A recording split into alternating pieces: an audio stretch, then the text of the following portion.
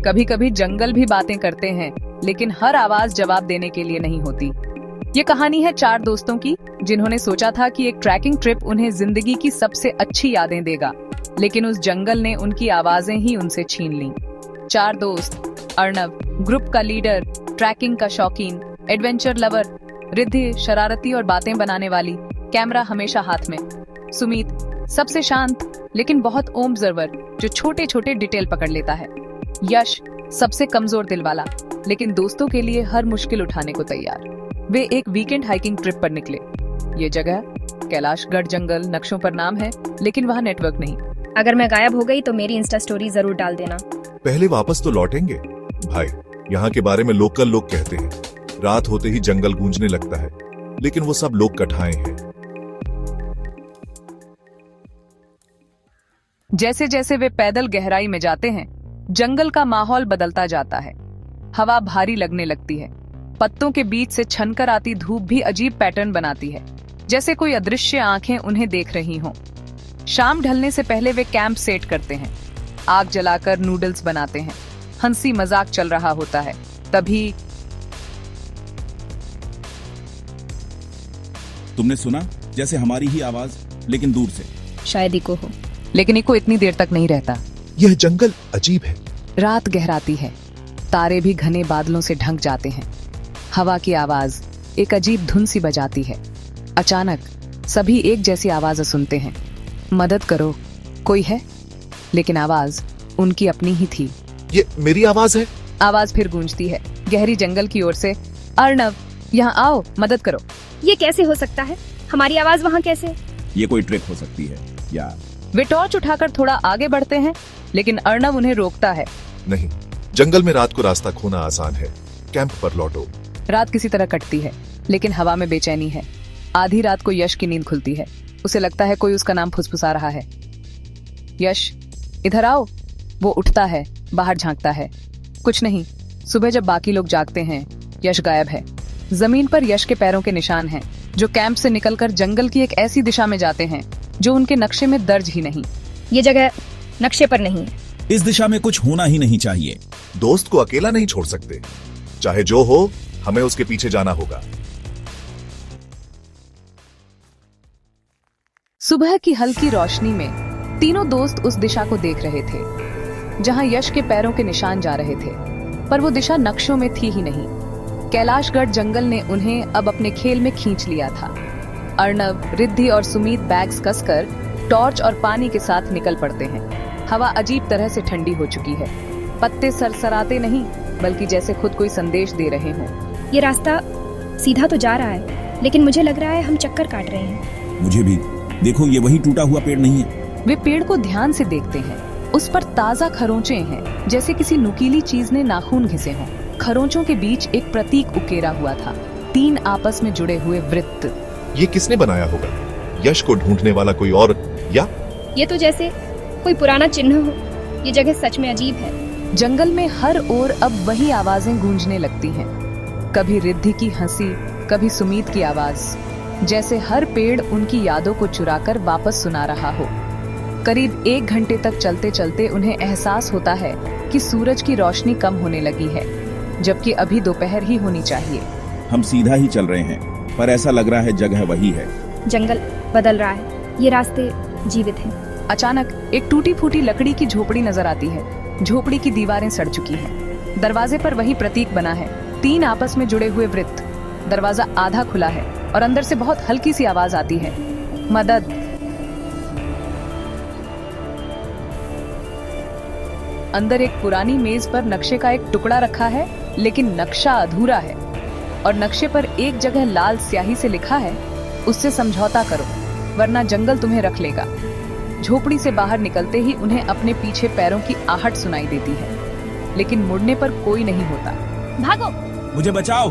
थके हुए वे पास के एक खुली जगह पर रुकते हैं। आग जलाते हैं। माहौल अब पहले से भी ज्यादा डरावना है।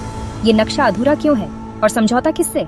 हो सकता है ये सब किसी पुराने ट्रैकर की शरारत हो, लेकिन हमें सतर्क रहना होगा।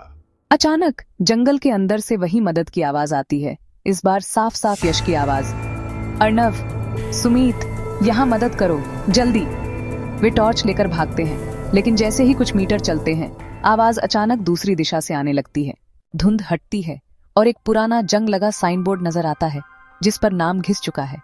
बोर्ड के पीछे एक पगडंडी है जो उनके नक्शे में नहीं है। ये रास्ता पहले कभी किसी नक्शे पर नहीं रहा।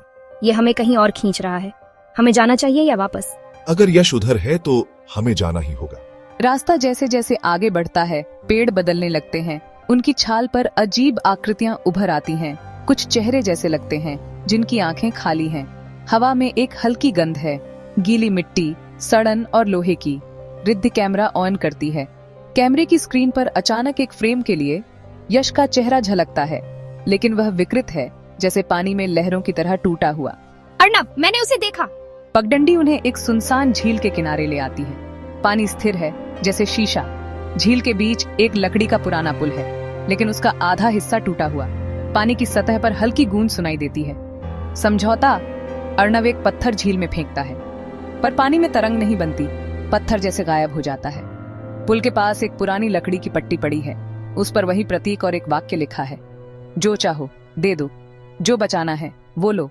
ये जंगल कोई कीमत मांग रहा है। अगर हम कुछ न दें तो शायद ये हमें ही ले लेगा। अचानक झील के दूसरी तरफ यश खड़ा दिखाई देता है। वो हाथ हिलाता है, पर उसकी आवाज अजीब है, धीमी, खींची हुई। यहाँ आओ, जल्दी। लेकिन उसकी चाल में कुछ गलत है। वो इंसानों जैसी सहज नहीं लगती। ये यश नहीं है। या तो कोई हमें बहका रहा है या यश को। जंगल की खामोशी में जो गूंज सुनाई दे रही थी वो इंसानी नहीं थी। 3 दोस्त उस पार खड़े अपने ही दोस्त को देख रहे थे, पर उनका दिल कह रहा था वो अब वही नहीं रहा। अर्णव ने झील के आधे टूटे पुल की तरफ कदम बढ़ाया। रुको, ये हमें बुला रहा है, पर क्यों? अगर वो यश है तो उसे ऐसे नहीं छोड़ सकते। पुल की लकड़ियां चरमराती हैं। रिद्धि पीछे से कैमरा ऑन रखती है। जैसे ही अर्णव बीच तक पहुंचता है, झील के पानी से हाथ जैसी कुछ चीजें ऊपर उठती हैं। अंधेरे, परछाइयों से बने हाथ। वे पुल की लकड़ियों को पकड़ने लगते हैं। समझौता करो, वरना सब यहीं रह जाओगे। ये जंगल आत्माओं को पकड़ता है। शायद हमारी आवाजों को इस्तेमाल करके हमें फंसाता है। सुमीत को अचानक याद आता है नक्शे का संदेश। उससे समझौता करो, वरना जंगल तुम्हें रख लेगा। झील का पानी अब स्थिर नहीं है। उसमें पुराने ट्रैकर्स की धुंधली आकृतियां दिखती हैं, जैसे कई लोग पहले भी यहाँ फंसे हों। एक को छोड़ो, 3 को जाने दो, कीमत दो, वरना सब यहाँ के हो जाओगे। ये हमें एक दूसरे के खिलाफ करना चाहता है। हम किसी को नहीं छोड़ेंगे, चाहे जो हो। अर्णव पुल से कूदकर झील में उतरता है। पानी बर्फ जैसा ठंडा है। परछाइयां उसे खींचने लगती हैं। रिद्धि और सुमीत भी पुल तोड़कर उसके पीछे कूद जाते हैं। तीनों यश तक पहुंचते हैं और देखते हैं कि यश की आंखें काली हो चुकी हैं, चेहरा पीला, जैसे जंगल ने उसे निगल लिया हो। तू अकेला नहीं है यश, हमें तेरी आवाज वापस चाहिए। यश अचानक होश में आता है, पर परछाइयां और हिंसक हो जाती हैं। झील का पानी अब खौलता हुआ दिखता है। अर्णव अपनी जेब से नक्शे का टुकड़ा निकालता है और आग से जला देता है।